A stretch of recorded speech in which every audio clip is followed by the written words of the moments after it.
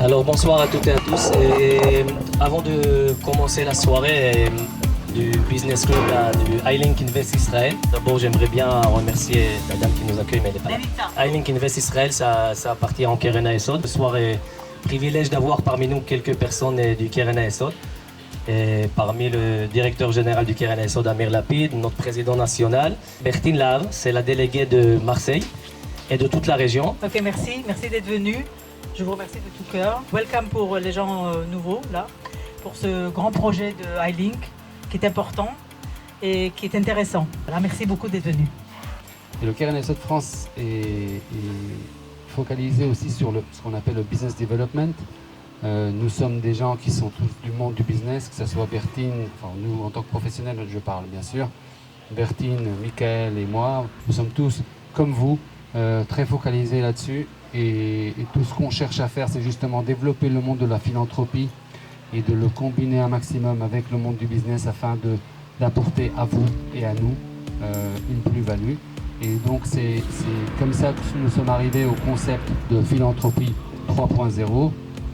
Et je ne vous dis pas davantage, je laisserai notre président et Michael vous en dire plus. Voilà, merci. C'est quoi iLink Invest Israël? D'abord, pour commencer, il y a 3 ans à peu près, nous avons lancé le premier business club à Paris. Et c'était surtout pour créer du dynamisme et du networking entre les différents membres des business clubs. Et aujourd'hui, actuellement, nous avons 5 business clubs en France, Paris, Marseille, Nice, Lyon et Strasbourg. Et nous développons aussi le business club de Bruxelles, Genève, et Berlin et autres. On s'est tous dit que les membres des business clubs aimeraient bien investir dans le monde de la start-up. Je pourrais bien vous présenter l'idée. Je vais laisser quand même, on a le privilège d'avoir ce soir Dan parmi nous. Je pense qu'il va le faire beaucoup mieux que moi. Dan, pour celui qui ne le connaît pas, Dan Serfati, c'est le fondateur de Viadeo. Aujourd'hui, il a une boîte qui s'appelle Arthurine. Et voilà, je vais vous laisser Dan un peu vous parler sur ce projet. C'est quelques années maintenant que j'investis moi aussi dans des startups en tant que business angel. Et donc je crois que c'était vraiment un sujet que je connais bien et surtout où je vois bien tous les problèmes. Donc quand on a eu cette idée, quand on revient à la jeunesse du truc avec Michael, Amir, tout le monde, quand on s'est réunis avec le Keren HaYesod, je leur disais il manque quelque chose. Comment on fait? On est le Keren HaYesod. Quelle est notre légitimité en tant que Keren HaYesod pour avoir un business club? Comment est-ce qu'on se différencie des business clubs qui existent? On est tous très sollicités. Et évidemment, ce qui nous caractérise par essence, c'est Israël. C'est l'attachement à Israël. Et on s'est dit, bah tiens, business club, attachement à Israël. Bah, qu'est-ce qu'il y a en Israël? La Startup Nation, tout le monde en parle. Ces startups-là, on aimerait tous investir dans des startups israéliennes. Good luck pour investir dans des startups israéliennes, en tout cas dans les bonnes. Dans les mauvaises, c'est toujours facile d'investir. Dans les bonnes, c'est beaucoup plus compliqué. Et c'est comme ça qu'est venu effectivement le projet de iLink Invest, qui est de dire, on va permettre aux membres donateurs du Keren HaYesod d'investir tous ensemble. Et vous allez voir à quel point le tous ensemble il est important dans ce qu'on fait. Tous ensemble dans des startups qui vont être sélectionnées par le fonds, à mon sens en tout cas le plus prestigieux en Israël, qui s'appelle Jerusalem Venture Partners, JVP. C'est un gars qui a eu dans son portefeuille, je pense qu'il a dû avoir peut-être 10 ou 15 licornes, c'est-à-dire des boîtes qui ont valu plus d'1 milliard. Il a créé un incubateur de start-up à Kiryat Shmona dans le nord pour développer la région de Kiryat Shmona, et il l'a fait tout seul, avec l'aide de JVP.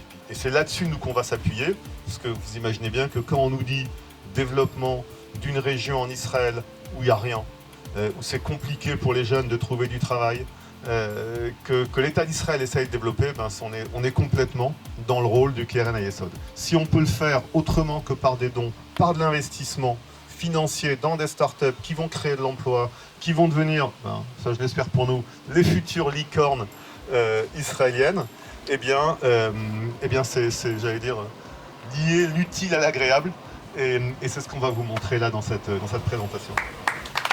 autour de Kiryat Shmona, il y a à la fois l'université de Tel Chai et l'Institut Migal, qui est un institut de recherche appliquée pour le développement du Nord. Donc différentes recherches sur différents domaines, dont l'agriculture et l'agroalimentaire.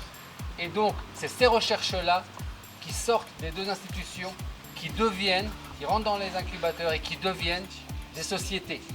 Donc c'est vraiment, ça démarre vraiment par une recherche, une vraie recherche scientifique et qui a une valeur parce que c'est des recherches appliquées donc qui servent à quelque chose dans la région, dans le développement de l'agriculture, etc. du Nord.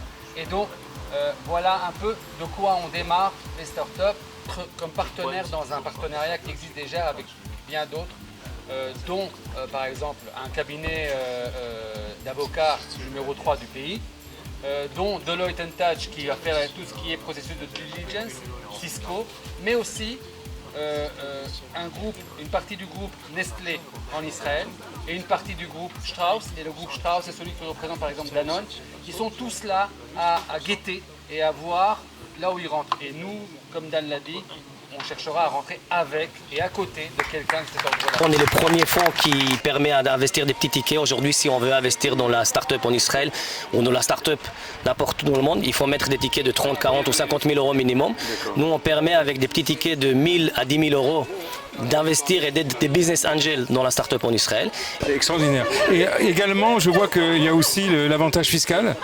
Oui, alors pour le don, pour les 1 000 euros d'entrée, il y a ces déductions de fiscalité comme chaque don à 66%. Alors ça veut dire que le ticket d'entrée pour rentrer de ce fonds est seulement de 340 euros.